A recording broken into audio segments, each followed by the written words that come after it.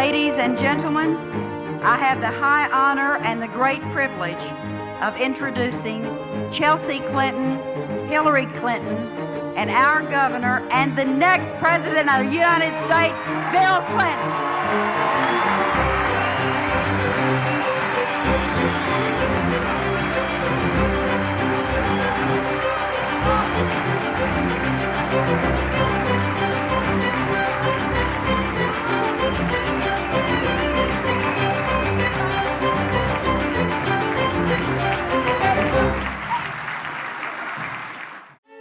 In 1963, aspiring young leaders from communities across America gathered at the White House to meet President John F. Kennedy. Among them, 17-year-old Bill Clinton from Hope, Arkansas. No one knew this handshake would mark a passing of the torch from one generation to another. After graduating from Hot Springs High School, Bill Clinton left Arkansas to study at some of the world's most prestigious institutions. And then this young man from Arkansas did something unusual. He headed home. During all the years I was away at college and in England on the Rhodes Scholarship and at Yale Law School, I never intended to do anything but come home to Arkansas and do what I'd wanted to do since I was a boy. To be in politics and put what I'd learned to use here, to work with the people I'd grown up with to help make this state the kind of place it ought to be. With Hillary's help, Clinton began his career in public service. First as Arkansas's Attorney General. Ladies and gentlemen, the Attorney General in Arkansas is not only the lawyer for our government, he is also the guardian of the people's interests. We've had the most active and successful year the Office of Attorney General has ever enjoyed. I've got a fine, hard-working staff. Together we've done our job for the state, giving more legal advice and opinions than ever before. And eventually, as governor. 15 times since 1974, 15 times, my name has appeared on the ballot in Arkansas. And I think this is the best. His values helped Arkansas grow economically and transform the state's education system from one of the worst in the nation to one of the best. We have made, I suppose, more dramatic progress in education in the last year and 2 or 3 months. Bill, I think, studied very closely what was going to be happening in the future and understood that times were changing and that the kinds of economic opportunities that would be available for not just our state but for our country would be much more directly linked to the type of education that people received. And so he began reforming and improving our education system so that we could become competitive. We've got more courses, higher test scores, the South's lowest dropout rate, nationally praised reforms that have helped us recruit new jobs. I spend a lot of my personal time trying to bring jobs to Arkansas. But if you want to get good jobs in here, you have to be able to say, if you're governor, my folks are well educated, they're smart, they work hard, and they can learn anything in the world. While Arkansas was thriving under Clinton's leadership, the nation was at a crossroads. The country's old industrial base was struggling to compete in a global economy. Middle-class families were working hard just to get by. Even the stability that washed over Europe in the decades after the Second World War was beginning to fall apart.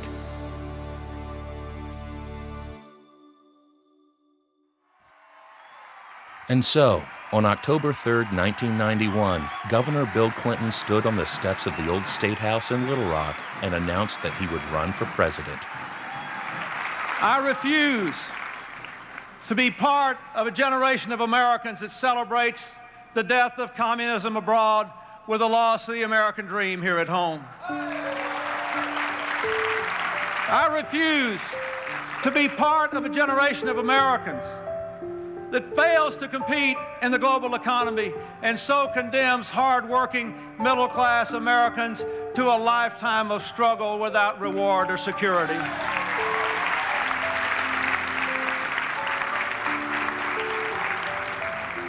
That is why I come here today, because I refuse to stand by and let our children become part of the first generation of Americans to do worse than their parents. I don't want my child or your children to grow up in a country that is coming apart instead of coming together. And that is our generation's responsibility, to form a new covenant, more opportunity for everyone, more responsibility from everyone, and a greater sense of common purpose. Make no mistake, this election is about change. Change in our party, change in our leadership, change in our nation. And that is why today I proudly announce my candidacy for President of the United States of America.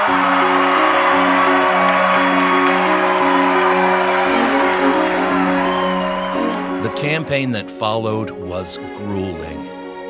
But Bill Clinton offered a new vision for the country and a new brand of progressivism, and ultimately, he prevailed.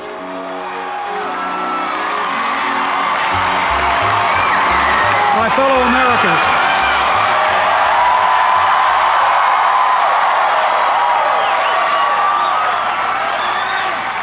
on this day, with high hopes and brave hearts, in massive numbers, the American people have voted to make a new beginning. With the team they brought together, the Clinton-Gore administration turned the country around.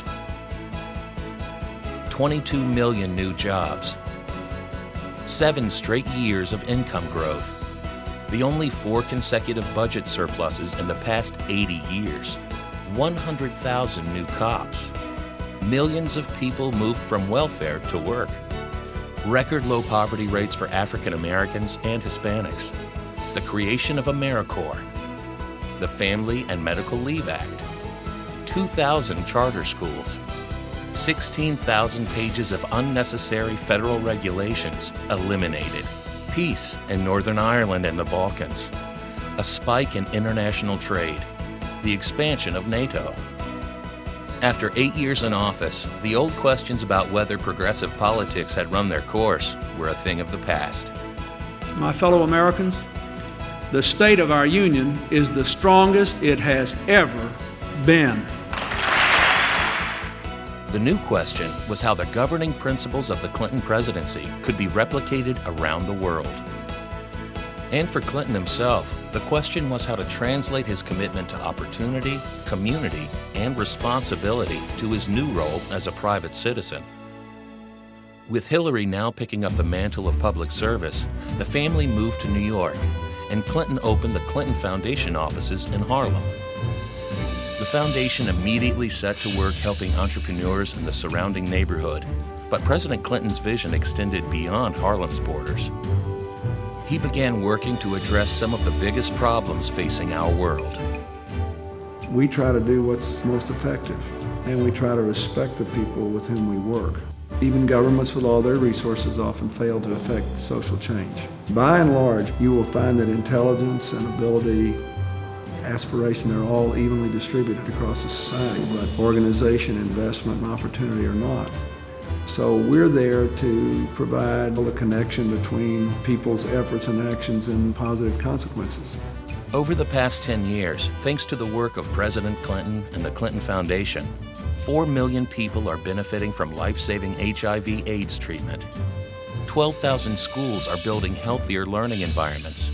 26,000 micro-entrepreneurs, small business owners, and smallholder farmers are improving their livelihoods and communities. 2.2 million tons of greenhouse gases are being cut or abated in some of the world's largest cities. Since opening in 2004, the Clinton Presidential Center has sparked more than $2.5 billion in economic development in Little Rock, Arkansas. And disaster-affected regions are building back better. President Clinton has also redefined the way we think about giving and philanthropy through his Clinton Global Initiative, whose members have made more than 2,000 commitments that have already improved the lives of 300 million people in more than 180 countries. Bill Clinton's life has been the quintessential American story. Nearly half a century ago, I was born not too far from here in the little town of Hope, Arkansas.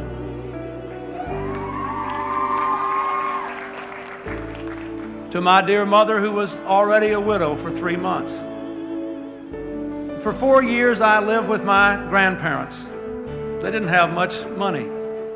Nobody did in Arkansas at the end of World War II. Now, it's a long way in America from the family that lifted me up and taught me to live with my failures and disappointments and get up again and again and again. Because of his story, we've been able to build a world with more opportunity, greater responsibility, and a stronger sense of our shared community. I believe with all my heart that together we can rekindle that American dream. We can usher in a new era of progress, prosperity, and renewal, an era of opportunity greater than anything any generation of Americans has ever known. I ask you to join with us today, to give me your hands and your hearts, to give me your prayers and your help. I believe that together we can make America great again.